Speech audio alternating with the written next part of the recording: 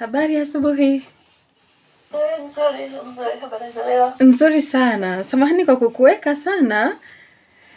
Hey, kuna baridi sana. Hali ya hewa iko vipi kwenu? Hey. Hapa leo jana ilikuwa siku ndefu zaidi kuliko siku zote. Kwa hiyo mlikuwa na mwanga wa muda gani?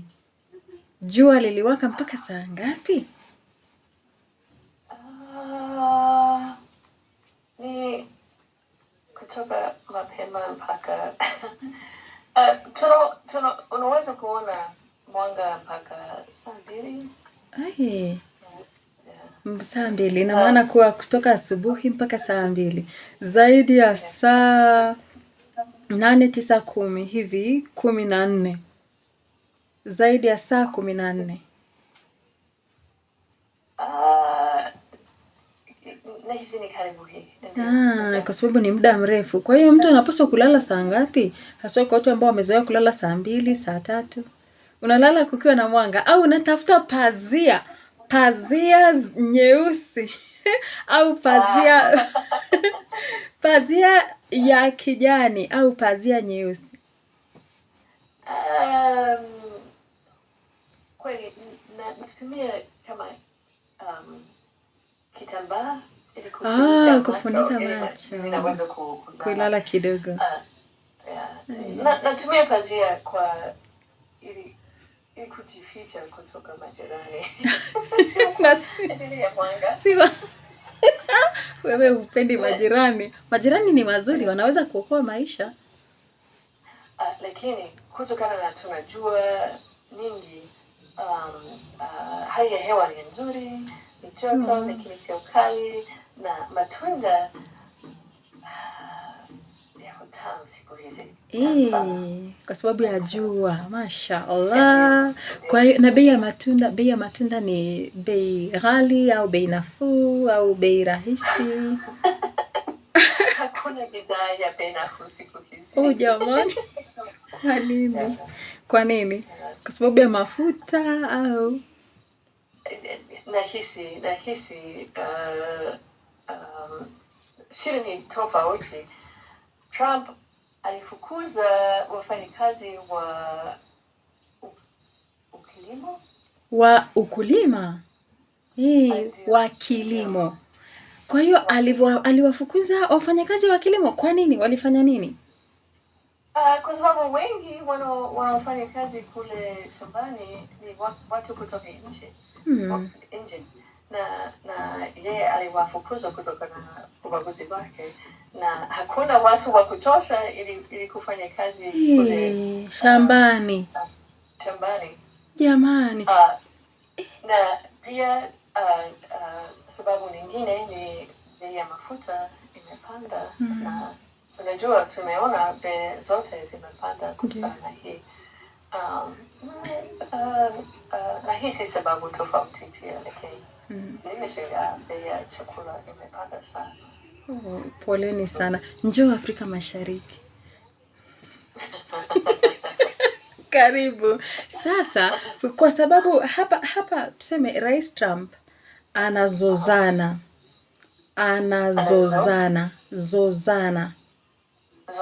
Ndiyo, ana migogoro kati ya wahamiaji na yeye.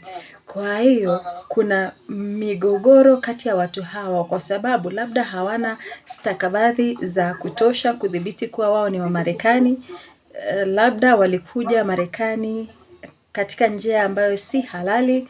Labda ni watu ambao wanafanya kazi bila stakabadhi ambazo tumezungumzia hapo awali. Kwa hiyo mada ya leo ni mada nzuri sana. Ningependa sana tuzungumzie kuhusu migogoro. Ndiyo, migogoro ni nini? Kwa nini watu wanavutana? Kwa nini tuvutane kwa nini Trump avutane na wahamiaji? Je, ni muhimu? Kwake yeye kutotaka watu kufanya kazi kwa jumla. Na hata tuna idara ya ustafu kweli. Na idara ya ustafu ina tabiria ya bajeti yake. na kila mwaka wanasema tuna pesa ya kutosha ili kulipa wastaafu kwa miaka 30. Mwaka huu walisema tuna pesa ya kutosha ili kuwalipa wastaafu kwa miaka 6 tu. Jamani. Kwa hiyo wastaafu warudi kufanya kazi au watarudi kufanya kazi bila nguvu? Kwa sababu wahamiaji wanafika, kweli wanahitaji kulipa ushuru, na ushuru huu serikali inatumia ili kulipa wastaafu. Na kutokana na Trump aliacha kuwapa kazi kufanya kazi, serikali hawezi kupewa ushuru tena kwa sababu hana wafanyakazi wa kutosha. Ina maana kuwa yeye yupo katikati ya migogoro fulani kati yake na wahamiaji na kati yake na wafanyakazi na wastaafu. Ndio. Kwa hiyo tutaita ni mgogoro wa kijamii, kwa sababu ni mgogoro ambao unahusiana na watu wastaafu, unahusiana na rais. Kwa hiyo kuna aina fulani ya migogoro. Kwanza kabisa, migogoro ni nini? Migogoro ndio. Migogoro ni wakati hawawezi kubaliana, ni kupambana kidogo, ni labda kuna fujo. Ndio kabisa. Subiri, nitakuonyesha kiombo changu sasa hivi. Kwa hiyo mada yetu ya leo ni mada ya migogoro, na tutazungumzia kuhusu migogoro ya kifamilia ambayo haswa hugusa sana wanandoa wadogo, wenye umri mdogo na wenye umri mkubwa. Tazama, ni hali ya kuvutana au kuzozana. Ina maana kuwa watu hawaelewani. Hutokea pale watu wanaposhindwa kuelewana au kukubaliana juu ya jambo fulani. Tazama, kuna swali.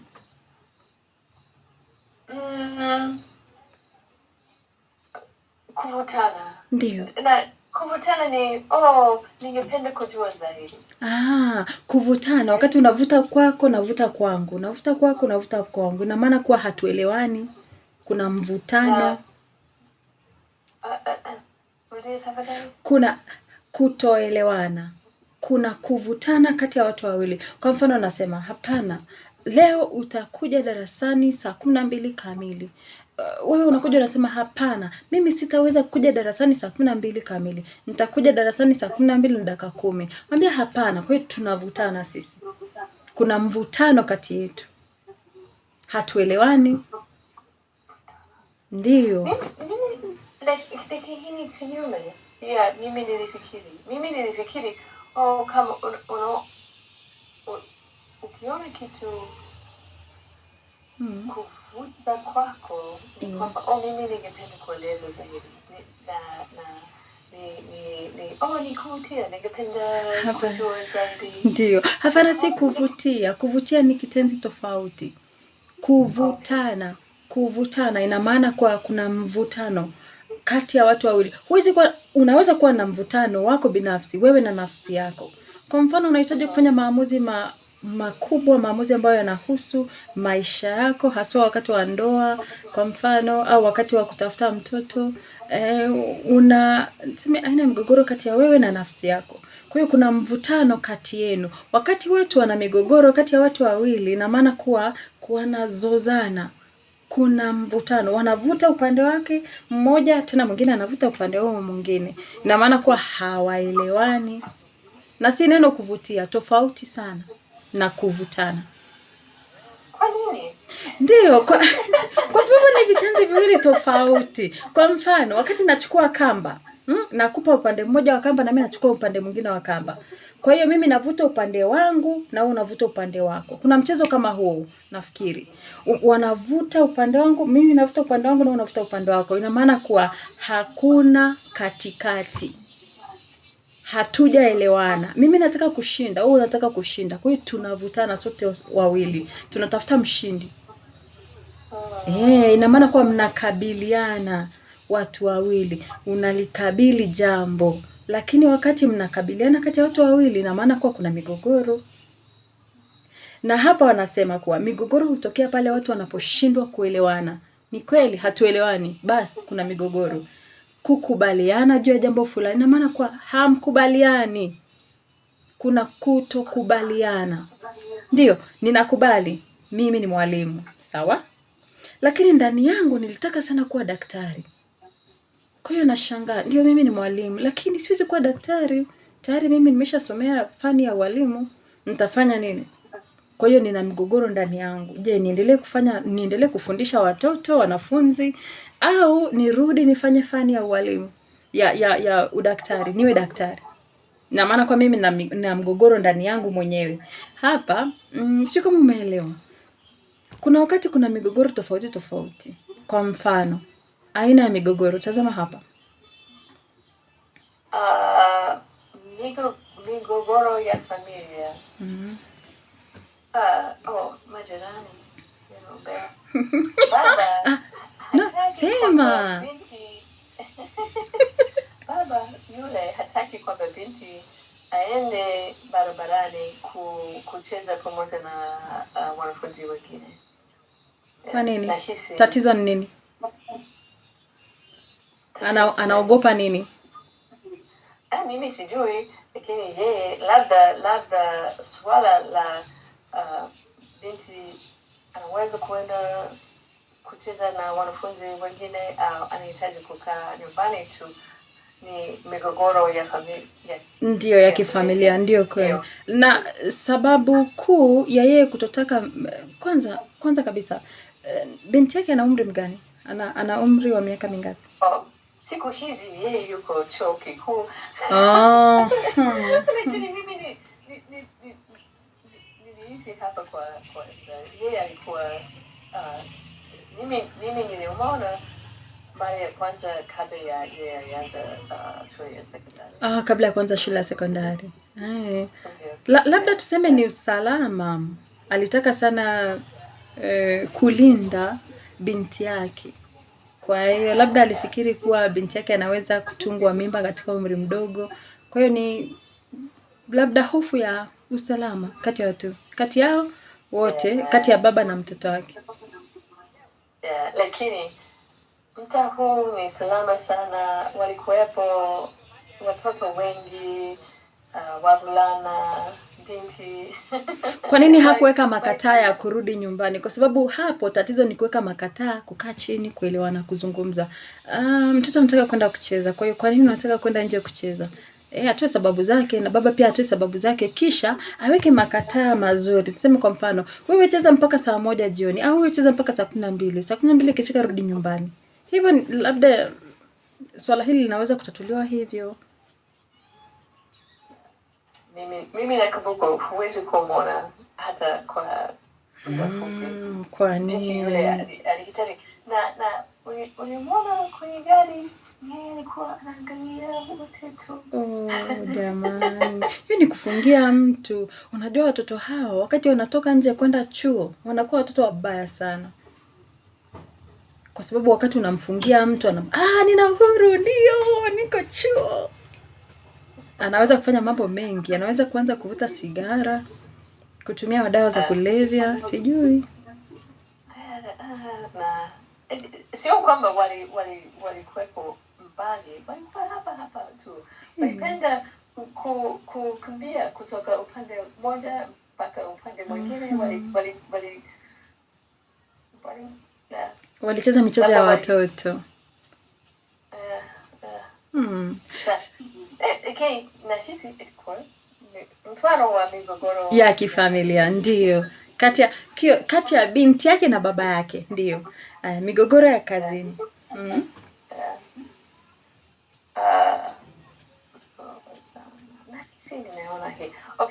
Migogoro ya kazini mara nyingi sana. ni nyingi. Labda kuna kazi hawezi kubaliana na bosi kuhusu kufika kwa wakati. Ina maana nini? Kuhusu mishahara. Mimi sifanyi kazi hii, lazima niongezewe mshahara. Unamkuta mtu anagoma kabisa. Mgomo baridi, wanaita mgomo baridi. Mgomo baridi. Ndiyo, wanagoma, hawataki kufanya kazi. Yaani, mgomo baridi ni ile hali ya ndio watu wanakuja kazini, lakini wana uzembe fulani. Mtu ni mvivu, hamalizi kazi yake kwa wakati, anafanya kazi kwa muda mrefu, hamalizi. Yaani, anaonyesha mgomo baridi kati yake na bosi wake. Sijui kama unaelewa. Kumewahi kutokea na swala hili?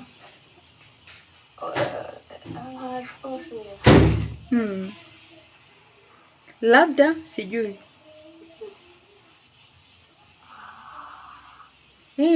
Watu wanagoma. Yaani nitasemaje? Nakumbuka watu Marekani walivyogoma na kwenda katika miji mikubwa barabarani kuhusu polisi wanaotumia nguvu zaidi. Wanaotumia nini? Wanaotumia nguvu zaidi ya silaha. Ndiyo, kwa hiyo watu wanaweza kugoma na kuenda kufanya maandamano na kwenda barabarani na kusema hapana. Sisi hatuwezi kufanya kazi namna hii. Tutafute njia. Kwa hiyo watu ambao wanafanya mgomo baridi ni watu ambao ndio wanafanya kazi, lakini wanafanya kazi kwa pole pole, uvivu fulani, hawamalizi kazi. Ndio, wanafanya kazi ndio, lakini hawafanyi kazi inavyostahili. Ndio. Unaelewa? Kidogo. Haya, tuzungumzie swala moja. Siku hizi kuna mara ya sio siku hizi kabisa. Ndio.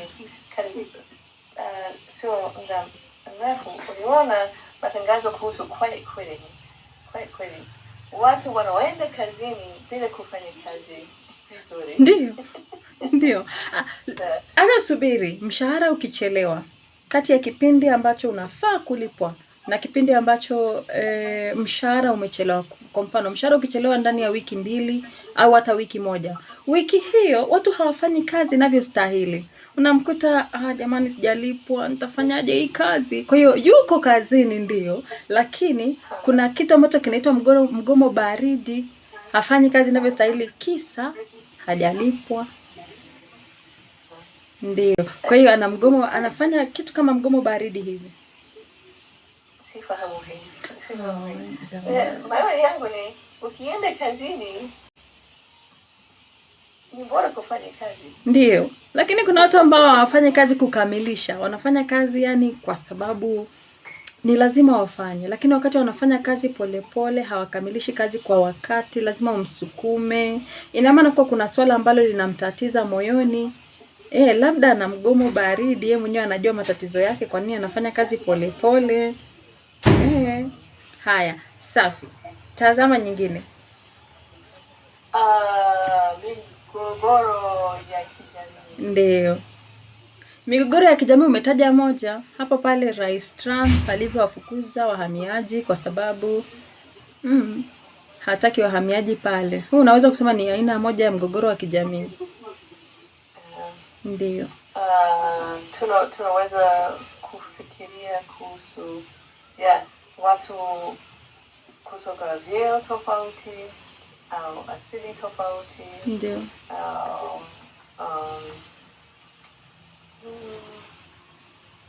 Tabaka mbalimbali. Tabaka. Ndio. Katika jamii kuna tabaka watu wa tabaka la chini, wa tabaka la kati na tabaka la juu. Watu wa tabaka la chini hawawezi kumudu maisha vizuri. Labda mahitaji ya kimsingi, mavazi, nyumba, vyakula, hawawezi kumudu vizuri. Watu wa tabaka la kati ndio wanamudu vitu hivi, lakini wanashindwa wakati mwingine. Watu wa tabaka la juu wako vizuri, wana pesa, wana magari, wana majumba ya kifahari. Kwa hiyo tabaka tofauti katika jamii. Ndio. Haya, tazama nambari ya 4. Ndiyo, migogoro ya ndani ya nafsi. Mtu mwenyewe. Sijui kama umewahi kuwa na migogoro ya ndani ya nafsi. Kwa mfano, wewe hujui ikiwa utasafiri kwa ndege au kwa treni. Kwa hiyo unawaza, nisafiri kwa ndege au kwa treni? Nikisafiri kwa treni nitachukua muda mrefu, nikisafiri kwa ndege nitachukua muda mfupi. Kwa hiyo nisafiri kwa nini? Ina maana kuwa ndani yako kuna mvutano.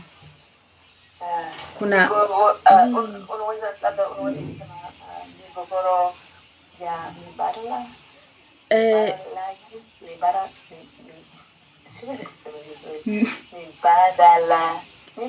Mibadala kivipi? Mbadala.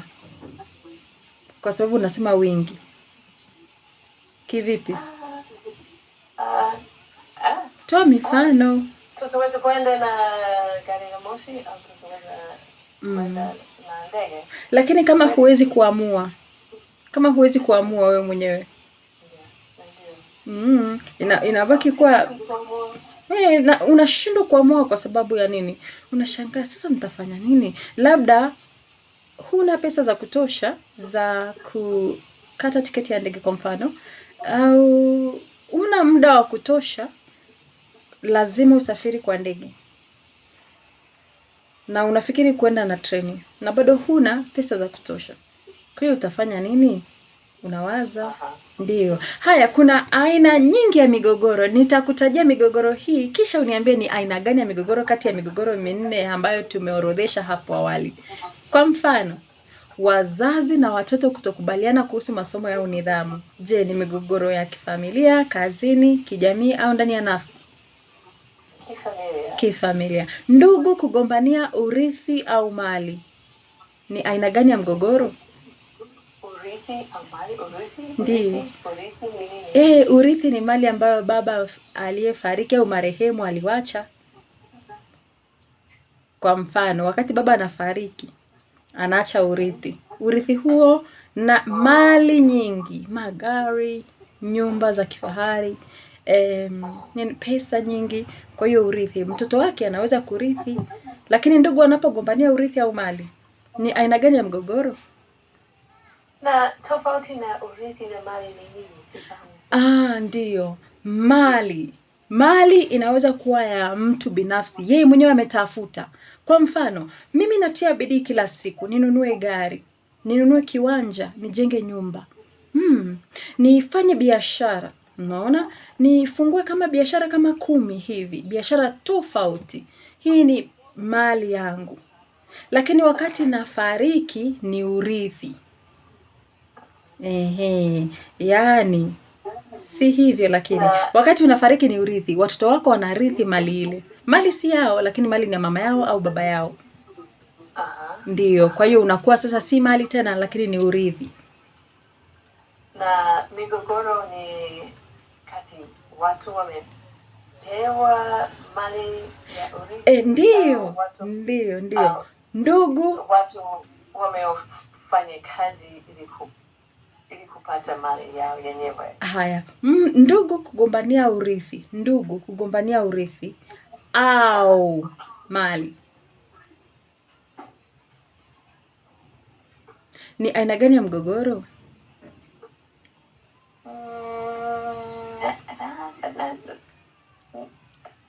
Lakini sifahamu shida.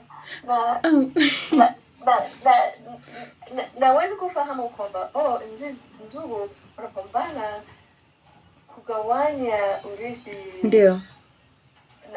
Lakini ndio, ningependa tu niambie, je, ni aina gani ya mgogoro? Je, ni mgogoro wa kifamilia, kikazi, kijamii au ndani ya nafsi? Kifamilia. Kifamilia ndiyo, kwa sababu hawa ni ndugu. Haya, ni aina gani ya migogoro?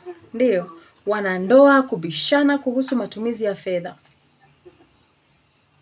Kifamilia. Kifamilia ndiyo. Wafanyakazi kutokubaliana ya majukumu. Kazini ndiyo. Kupambana na hisia kama hofu, hatia au tamaa.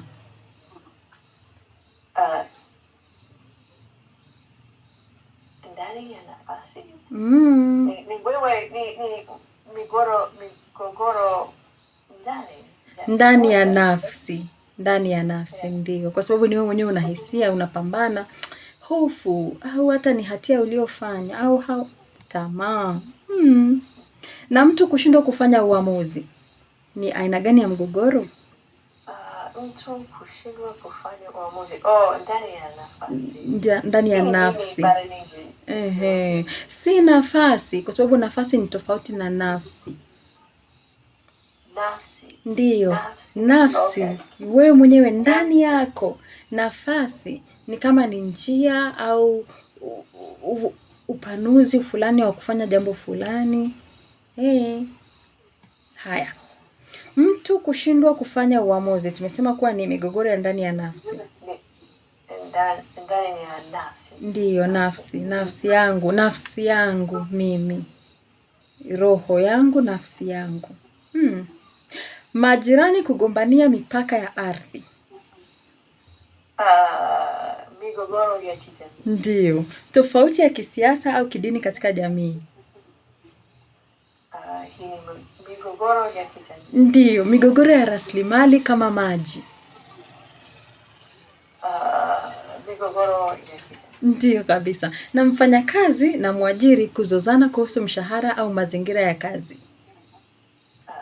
Migogoro ya kazini. Ndiyo, migogoro ya kazini. Sasa tumejua kuhusu mambo haya yote. Ningependa sana tuzungumzie kuhusu migogoro ya kifamilia. Kwa sababu ndani ya familia kuna migogoro, watu wanazozana, watu wanavutana. Haya, lakini kabla ya kusonga mbele, ningependa tujadili maswali haya. Ningependa kutafuta kidogo. Safi, maneno magumu.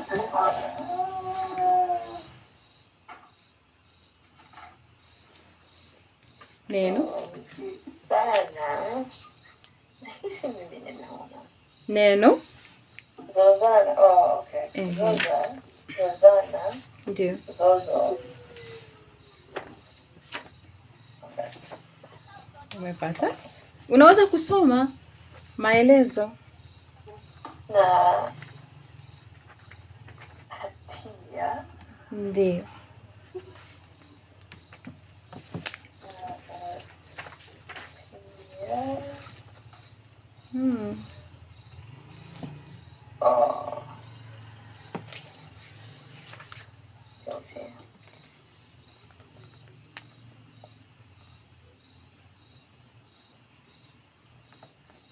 Nafsi. Ndiyo. Nafsi, nahisi sijaona nafsi. Kweli. Kumbuka tunapozungumzia nafsi ya kwanza, ya pili, ya tatu. Nafsi. Self, so. Nafsi yako kweli sijaona nafsi. Na watu wanasema nafsi yangu usichoke.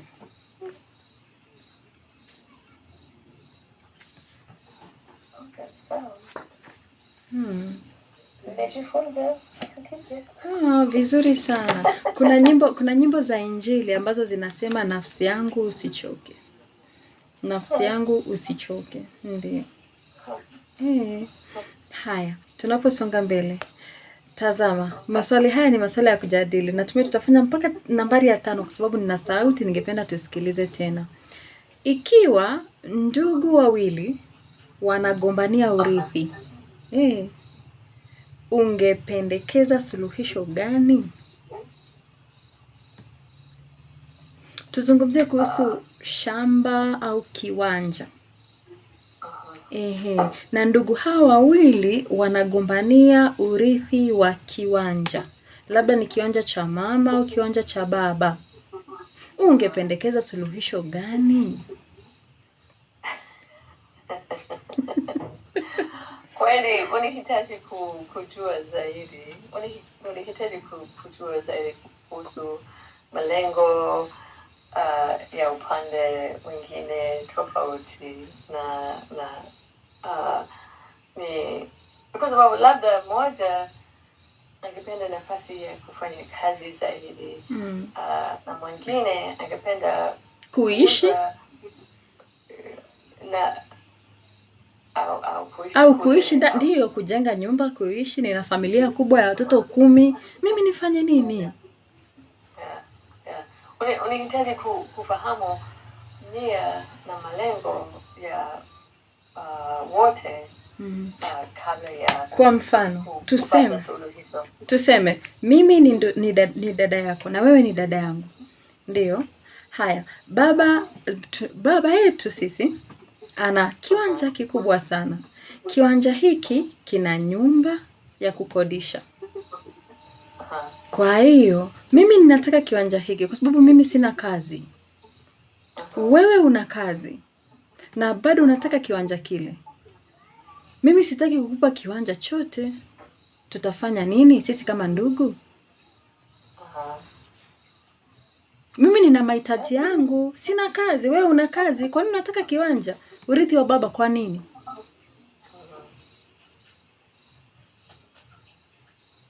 Haya. Kwa hiyo mtu hafai kuzungumza kwa hasira, kwa sababu jamani, kiwanja cha baba ni baba yetu ndio. Lakini mimi naitaka au nakitaka shamba hili, nalitaka.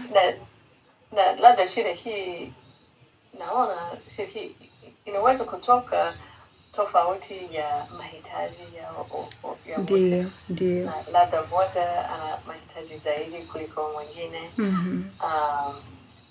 Labda mmoja aliyosaidia baba sana na anahisi ni haki yangu kupewa zaidi ya fulani. Ndio. Tuzungumzie kuhusu matamanio. Unajua matamanio, mimi natamani tu kuwa na kiwanja cha baba. Ndio. Haya, kwa hiyo wewe unapendekeza kuwa tusikilize kuhusu pande zote mbili, kisha upande mgani ambao una uzito zaidi ili kuchukua kiwanja au kugawana kiwanja, au tuuze kiwanja tugawane pesa.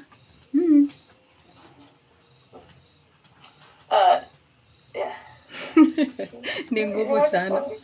Ni swala gumu sana kweli. Safi. Lakini pia jambo jingine ni unaweza kutaarifu mshauri au kutafuta mtu wa tatu ambaye anaweza kutushauri sisi nini ambacho tunaweza kufanya. Kwa mfano chifu wa kata au hata sehemu nyingine, ndio tunaweza kwenda kumwona chifu, au hata mtu ambaye anasaidia kutoa ushauri kati ya watu hawa wawili. Tunaweza kupeleka kesi mahakamani. Ndio. Hapa kama baba anaweza kusema mtagawanya kwa njia hii, na akikosa kusema hivi jaji atasema. Kwa hiyo hakimu ndio mtu ambaye anasaidia kutatua mgogoro huu. Ndio. Ndio, unawezekana. Haya, ungefanya nini? Sikiliza. Ungefanya nini ikiwa rafiki yako ana migogoro na mwenzi wake wa ndoa?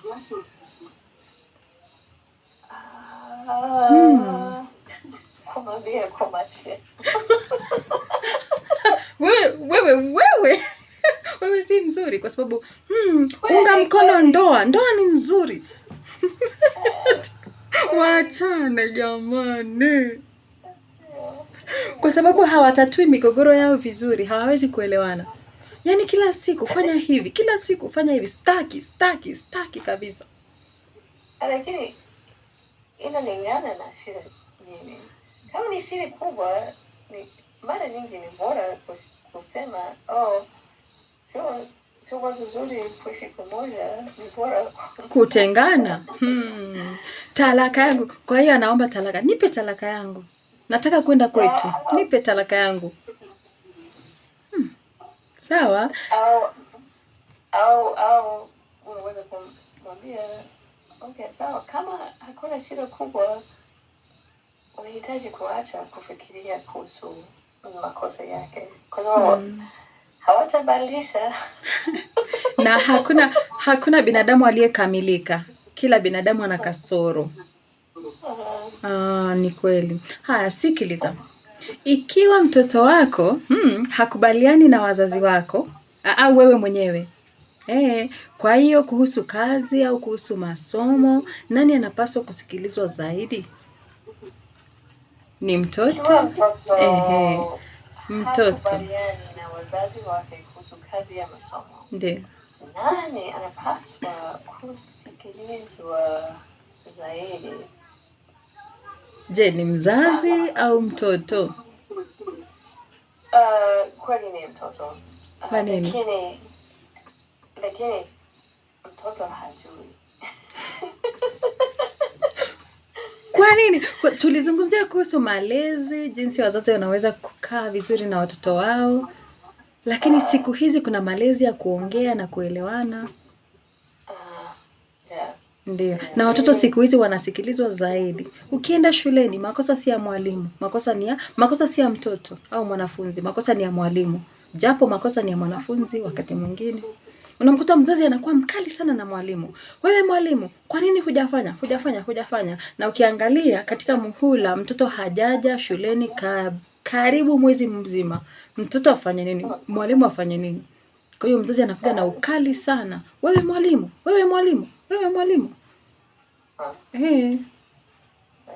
Nisijui. Rafiki yangu tulikuwa tunazungumza na yeye alikuwa na niliona yeye alikuwa na wasiwasi kuhusu mvulana wake alikataa kurudi nyumbani, alitaka rafiki yake pale. Na hisi tulizungumza kuhusu hiyo wiki iliyopita na wali ilikuwa migogoro kifamilia yao.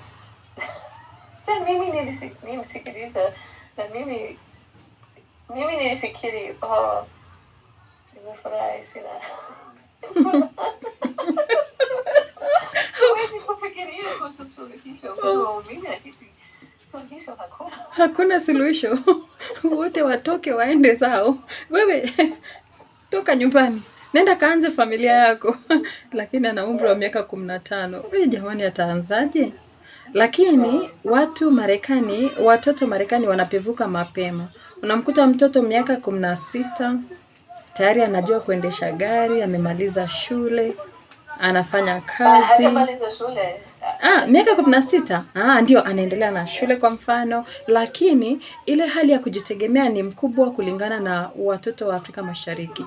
Kwa sababu watoto wa Afrika Mashariki kufikia miaka 18 unamkuta ndio yupo shule, lakini hajajua jinsi ya kuendesha gari, hajajua jinsi ya kutatua migogoro yake mwenyewe, na hata unamkuta hafanyi kazi kwa sababu anaishi chini ya uangalizi wa mzazi. Ndio, tofauti sana.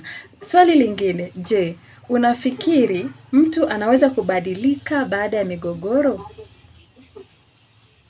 Nafikiri mtu anaweza kubadilika baada ya migogoro. Ndio. Kwa mfano.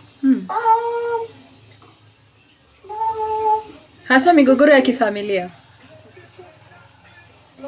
Nahisi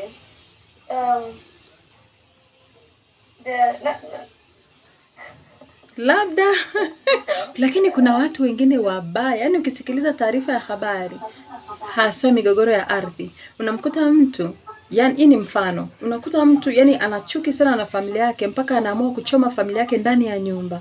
Kisa urithi wa mali, urithi wa shamba au hata kiwanja, unamkuta anawachoma tu bila utu. Migogoro mibaya sana. Unafikiri mtu anaweza kubadilika au inategemea? Nimeona watu wamebadilika. Kwa sababu baada ya muda labda mazingira yako. Yeye alikuwa na migogoro na majirani yake. Hii ni hadithi mbaya, niseme. lakini Sema tu.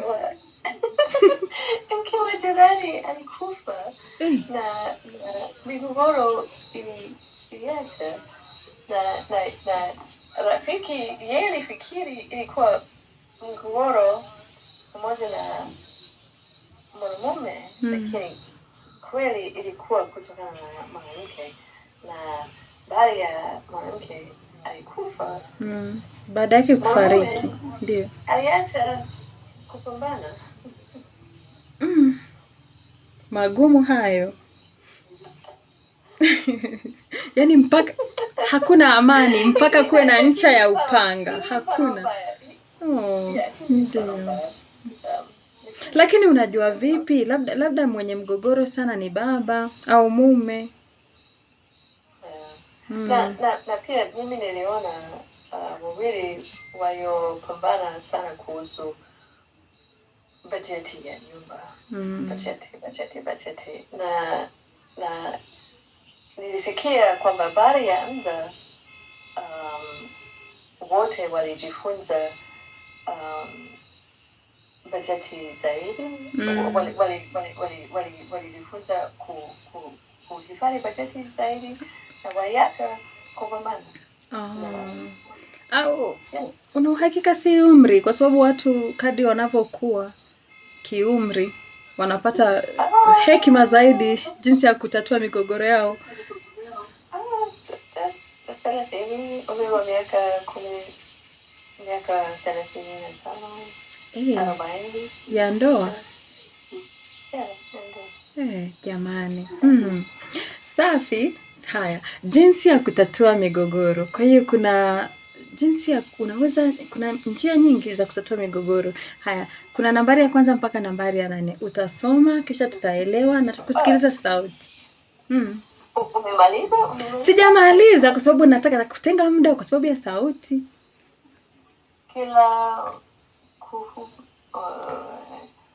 Kwa nini watu wengine hushindwa kusamehe baadhi ya migogoro?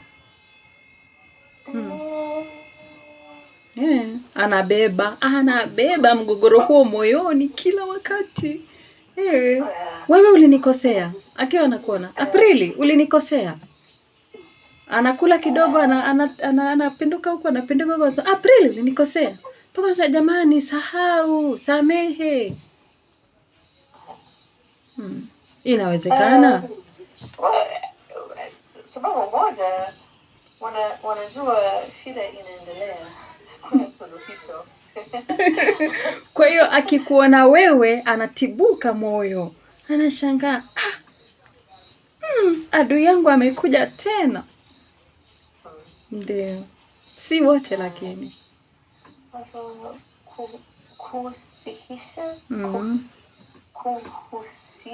mtu wa tatu. Je, unafikiri kila mgogoro unapaswa kuhusisha mtu wa tatu? Ndio.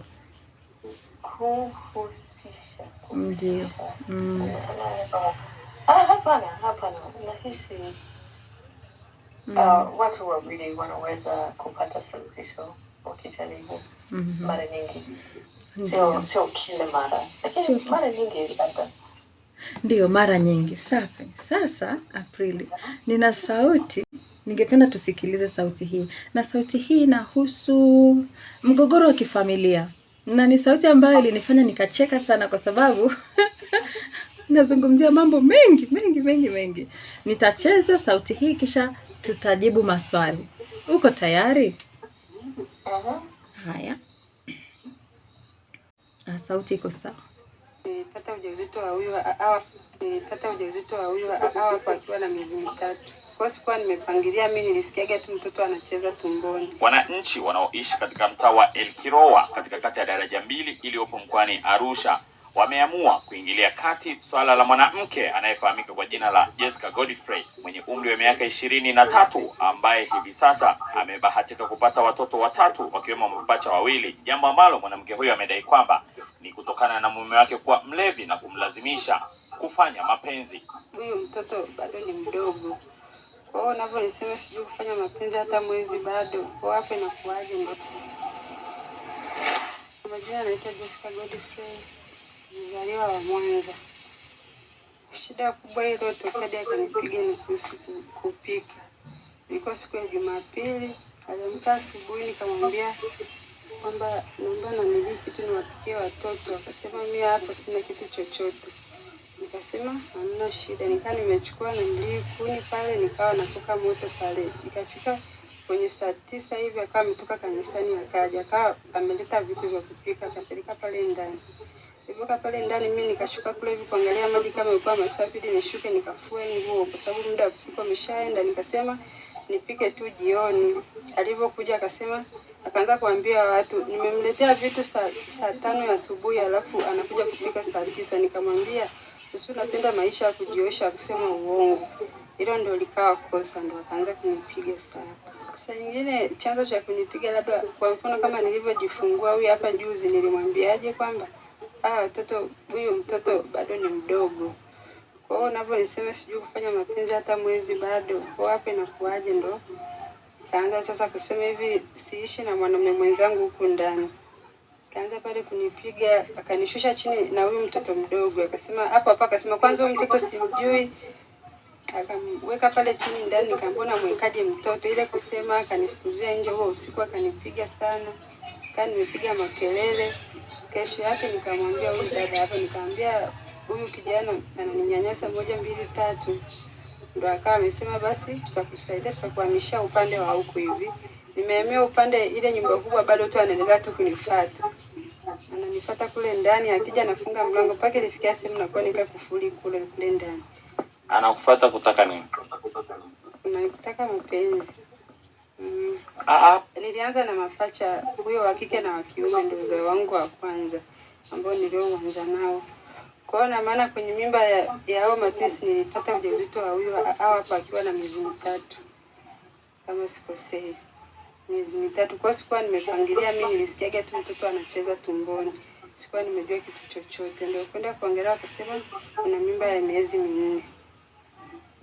Kwa hiyo ikawa hivyo tu nikaa naishi kwa shida, naishi tu maisha magumu hivyo navumilia siku ziende na watoto nikaangalia bado ni wadogo. Yaani kifupi nimeteseka nao mpaka nikajifungua huyu nimesaidiwa na shemeji yangu. Gharama zote akalipa nikajifungua bado nimejifungua bado tu huyo mwanaume anaendelea kuninyanyasa. Yaani mimi nimeshoka kama vile mkimbizi leo nahamia huku kesho nahamishwa huku. Yaani ni mtu ambaye ana ubinadamu. Yeye anafanya kazi gani? Ni fundi wa magari, wa kupaua magari. Ni fundi lakini hata hela yake huwezi kuiona. Yaani kwanza gani nimekanena miaka karibia 3 lakini hata ile chupa haijakununua. Okay, hawa watoto watatu ulionao wamepishana muda gani? Wamepishana miezi kwa mapacha wana mwaka na miezi 3 huyu ndio kafunga mwezi na wiki 2. Huyu mdogo ndio mpaka 3. Sija kuzungumza naye swala lakini yeye mwenyewe hata nilivyopata kwa huyu yeye mwenyewe alipo anasema kwamba sijui watoto wengi sitaweza kuwatunza sijui nini lakini ukiangalia sio kwamba ndani watunzi. Nilikuwa nasapotiwa na mtu. Kwa majina naitwa Lulu Tesha.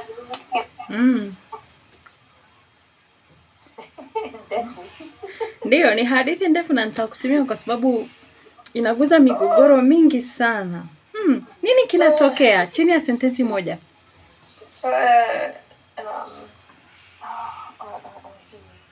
Ningependa kutafuta video. Ndio, subiri nikutumie. Na sijui njia. Unaweza kunitumia linki? Ndio, naweza kukutumia hata sasa hivi. Subiri kidogo.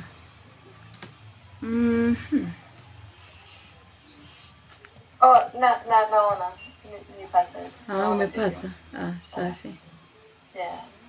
Dakika 6. Ndio, lakini cha muhimu zaidi ni dakika 4 za kwanza. Muhimu zaidi. Ndio.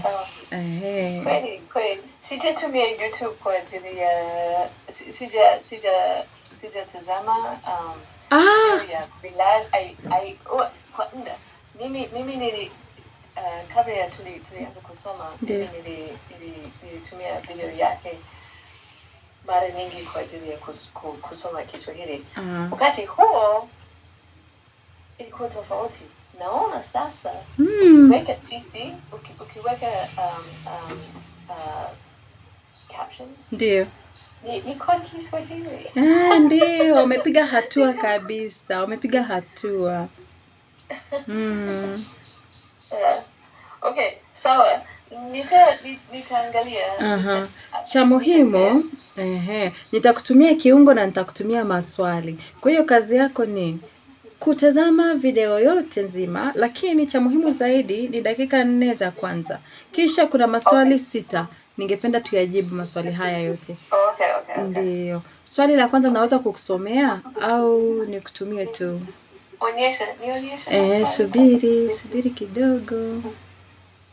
Haya, somo la 10. Maswali ndio haya. Okay. Swali unaweza kupiga picha kweli? Maswali hapa 7.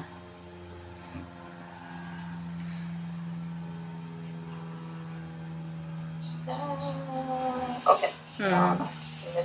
Nimepata. Vizuri. Kwa hiyo maswali yote ni 7. Unaweza kusikiliza, pata muda sikiliza, jibu maswali hayo yote kisha tutazungumza kuhusu migogoro zaidi wiki ijayo.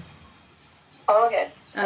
Sawa. Kingine pia asante sana, nilipokea ada leo asubuhi. Nilipokea ada ya mafunzo. Okay. Asante sana. Haya, siku njema. Kwaheri. Kwaheri.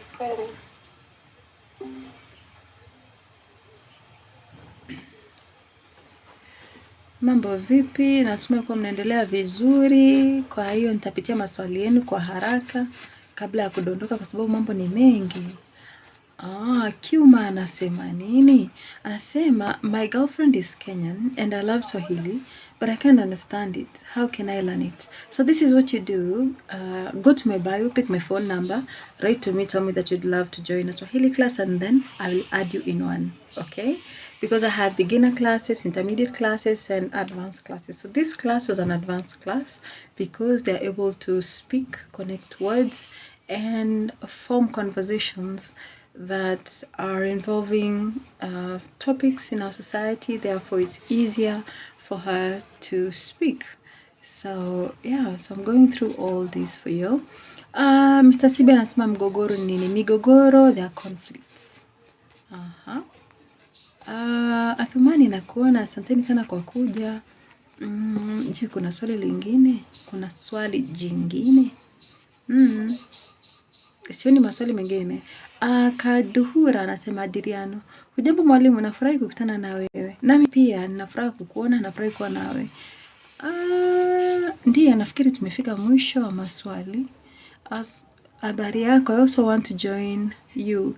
Katongole, this is what you do. Yeah, go to my bio, pick my phone number, write to me, tell me that you'd love to join a class and then I'll add you on. Mr. Sibi, nakuona, asante sana kwa kuja darasani. Haya, nimepitia maswali yenu yote, maoni yenu yote. Safi, nafikiri hakuna maswali zaidi. Ikiwa kuna, naomba uulize maswali kabla sijadondoka. Asanteni sana kwa makopa, lakini siku hizi hawa watu nini mbaya? Nitumini makopa, lakini wengine pia nao waje wafaidi. Wafaidi pakubwa kama nyinyi. Sawa. Asanteni sana kwa kujiunga katika darasa hili. Tuonane katika kipindi kijacho. Mbarikiwe na kwaheri. Wiki njema.